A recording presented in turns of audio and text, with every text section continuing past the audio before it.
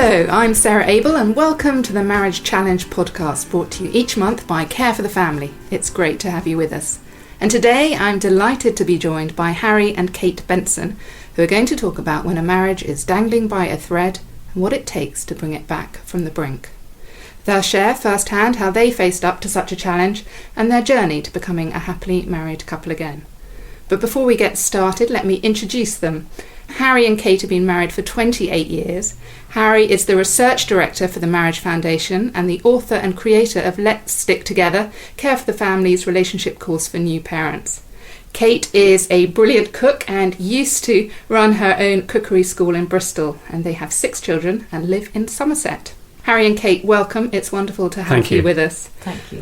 What we'd love to know, what we ask all our couples on the Marriage Challenge, is how did the two of you meet and get together? Well, that's a story and a half. I think if I give you the short version, I ended up at Greenwich Naval College one night. I think it was Valentine's night for a dance down in the crypt. And I went with somebody that I didn't realise was rather boring, and I met Harry by the door.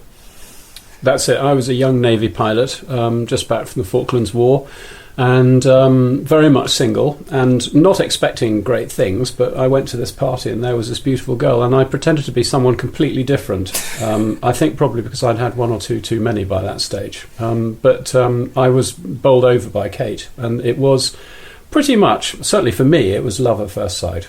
And so I then had to go and pursue her afterwards. Something like that. Brilliant. Lovely to hear how you both met. So let's take a look now at today's topic, which is coming back from the brink of separation. And I want to start with an extract, Harry, from your book, Let's Stick Together. Let me just read this paragraph. Our wedding day was a glorious English summer day in June. On such a perfect day, the prospect of anything less than a fabulous life together would have seemed laughable to us. Our marriage was going to be great, and yet within a few short years we'd gradually become more flatmates than friends. Sure, we had a good life and a lot of fun together, but 8 years on and with 2 young children in tow, Kate confronted me with the reality that a good life was not enough. She needed me to be her friend, and I wasn't.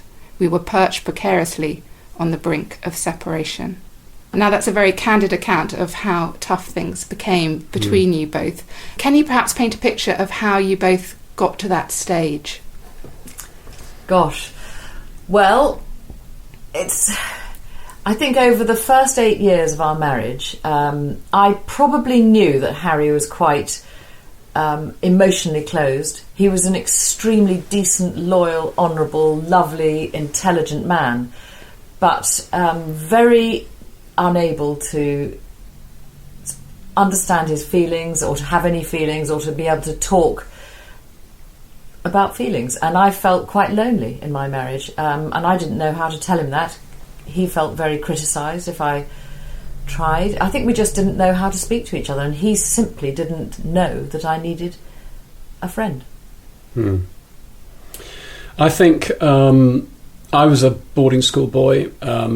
My parents had split when I was very young, and the way I'd coped with Dad running off and then Mum sending me to boarding school for all the best reasons, I was very closed. I just decided that the best way to deal with this, having no parents around, was to shut down. It's better not to feel. And I think I probably spent all of my childhood not really being very much fun to be around, being very insular, being incredibly independent and therefore quite capable. So I could do lots of things. I was very good at what I did. You know, I was a very good Navy pilot, for example. But I was pretty rubbish at relationships. I had no idea really what a good marriage looked like. And if someone had asked me to describe it at that stage when Kate confronted me, I would have had no idea what to say. And in fact, somebody did ask me after she did confront me, you know, what do you think intimacy is all about? And I had not a clue. I mean, I couldn't describe it at all. I wanted it, but I didn't know what it looked like. You said there, Harry, that Kate confronted you. How did that happen, Kate? How did you bring up the topic with Harry?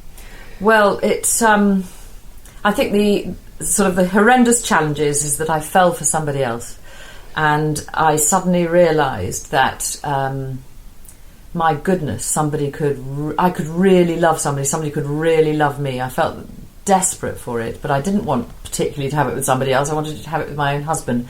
So I challenged him. I said, "This is happening. What are you going to do about it?" that's how you suddenly found out. It came as a bolt from the blue. I had no idea. I didn't see it coming at all, and it was an enormous shock, and I hadn't a clue what to do about it. And all I knew was that I needed to do something to try and keep it together so that I wouldn't lose the kids. But I had absolutely no idea what. And so I was completely stuck. So what moved you from being stuck? I mean, obviously you're here many years later. I wasn't that stuck, obviously. So I'm presuming something shifted for you. So what changed in that period? That I think we got tremendous help from friends. We had a lot of friends and support. I did through the church, and they were very happy to come and help us and to get the truth out. I had support because I was in a terrible place. I was thinking I was in love with somebody else. It was grim. So we had support, we had friends, and Harry, it was suggested that we go to get some marriage counselling.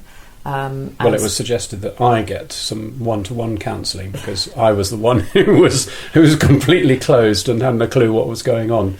And I went to counselling really very much against my will, but always because I wanted to keep my marriage. I wanted to make my marriage work, and it was an extraordinary experience. And I very quickly opened up. I had a brilliant counsellor who helped me get in touch with my feelings and all that stuff, which I didn't even know I had.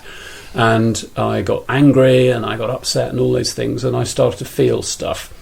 But that wasn't enough, was it? No. I mean, I opened up, and then my counsellor said, "Come on, Harry, why don't you bring Kate in for a 2-on-1 session?" And I thought, yeah, great, okay, about time, let's try and sort stuff out. And so we went in for the session, and in the middle of the session, Kate burst into tears because she said, "Our marriage is no better than it was before, and it's almost worse," And then my counsellor, my supposed friend, turns around to me and she says, "Harry, do something." And I hadn't the faintest idea what to do, and I can still remember it to this day, being rooted to the spot, thinking, I just don't know what to do. I didn't know to reach out, obvious stuff. I didn't put my hand on her knee or something like that, or go and give her a hug, or give her a tissue or anything. I was just completely frozen. And I ended up going back to work after this session, and Kate went home. We were a complete mess, and that for me was the bottom of the pit. I can't remember it as well, but I think it was after that I wrote the letter. Is that right? Yeah. I think I just thought, well, this is just it. I'm just so fed up. And I wrote a job spec. You did? I wrote a job spec of what it was like working for Harry as his wife. And, and I talked about, the perks, and I talked about, what you earn, and the joint bank account, and the fact that I could get use of the car, and any holidays? No.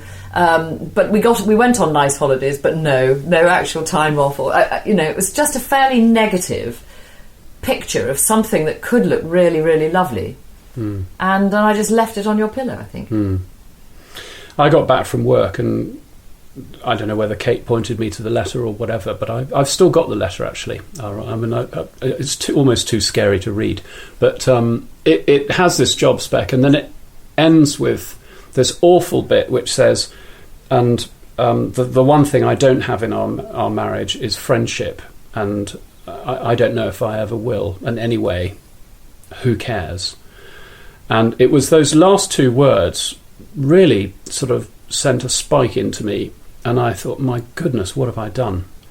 And I dropped to my knees and I said, "Kate, you've got no reason to believe that I'm going to change, but I will." And I think that was the turning point of the whole thing. That was when I made the shift from thinking I want to make this marriage work for my kids, which is actually really a selfish thing because it was really for me. I made the switch to the point where I knew I had to make this work for you. And I also think that was the fundamental turning point. I think you've missed one little bit, and that was that I think that your view of marriage, from your experience of your life, your childhood, and everything that happened, you were a provider. You were doing very well in that respect. Yeah. You were a provider. You were honest and honourable. Yeah. You were a good man, and I don't think you knew there was anything else to it. No. So I think there was ignorance involved. And I think at the point when you got that letter or whatever happened to you, I think you realised there was a more to it Yes. than just that. Yeah. And I think a lot of people's marriages have this sort of area of ignorance, Yeah. where men perhaps don't know, or women perhaps don't know what relationships should look like. Yeah. And after that turning point, then Yeah. what changed in the relationship? What did it look like for you both after? Oh gosh, I mean, it's one thing to change your attitude. It's another thing to Walk it out. To walk it out, yeah. Oh. Because I mean, don't forget, Kate had 8 years of negligible friendship or vanishing friendship. We'd had a lot of fun. I mean, we lived a very good life out in Asia, and life was good. But we just had nothing for, as a relationship. We'd had nothing for years. And so it was all very well me saying, I'm going to change. But of course, any time I fell short in any way whatsoever, it was there, I told you so. And so I was on a hiding to nothing. So that mental shift had to come along with a great deal of perseverance, that I had to say, right, I'm going to stick at this no matter what it takes. No matter what it takes. And I'm going to make this thing work. And eventually, I mean, about 6 months down the line, we ended up going on a marriage course, and it was a whole weekend marriage course called Marriage Encounter. During the course of the weekend, we got to the stage where it was a real roller coaster ride, because we were discovering each other for the first time. Well, I was certainly discovering Kate, and we started to learn how to be married, or I did anyway. And I feel confident in saying that I fell in love with Kate for the first time on that weekend. And that weekend date is still is on the inside of my it's engraved on the inside of my wedding ring, which I didn't have at that point, actually, because I didn't have a wedding ring then, because you didn't in those days. Lots of men didn't. And so I've got our original wedding, and then I've got that weekend's wedding date, our remarriage date, in there, because that was really the start of something new, and it was amazing from there. And I think we've had lots and lots of ups and downs since then, but we've got to a stage where we know how to get out of the downs, and we know how to spend more time in the ups. And so I think what we've got is a pretty decent, happy marriage, but I certainly wouldn't call it stable, because it goes up and it goes down, it goes up, it goes down, and we get a bit better at it, that's all. But we're pretty secure in it. And to anyone who's listening who perhaps is back in that place of feeling like they're on the brink, or feeling hopeless in their relationship, or not seeing a way for it to improve, what would you say to them, or what would you want to say to them? I think, gosh, it's amazing, because we're talking about a 20-year story here. 20 years since we've rebuilt our marriage. So it's a long road, but if you're married, you've got time, and you have to make it work. So I would always imagine putting a peg right at the end, putting that peg like a tent peg right at the end of your life, and knowing that that's where you're going, and hanging in there. Because I can say now, I've never been happier in my marriage than I am now. Oh. Ever. I've never been as happy as I am now, and I would not have had that if we hadn't kept going. That's fantastic. I think the thing I would say is that when you get married and you're deliriously madly in love, and you can't imagine things going wrong, and exactly the reverse is true when you're in the mire. It's impossible to see that it feels like you're underground in a dark cave, and there's just no way out. And you need a friend. You need a couple, ideally, who've lived normal up and down married life, to sit down with you and help you, give you some kind of route map out. And I think that's probably the best starting point for anybody. I think the difficulty is that when you're in difficulty, in marriage difficulty, relationship difficulty, you don't know where to turn. And there's the classic thing people think about is relate. If you don't want to go to relate, what else is there? We just don't know. It's not on the tip of our tongues. So I think, Harry, you're right. It's just somebody else who's managed to stay the course. They've got things to say, and they might be able to just help you one or two steps forward, and that's a good start. Yeah. Now, on this podcast, every month we set our listeners a challenge that we can all try over the month to help our relationship. Is there a challenge that you would like to set our listeners this month? I'd like you to think on some of the memories of the past. So forget about where you're at right now, because you might be in a place where you feel incredibly hurt and closed. Think on something, go and look at some photographs if there are any of that. Just ponder on some of the good memories, and it might just stop you digging deeper right now. It just might just hold you in a place where you can think positive things about your other half.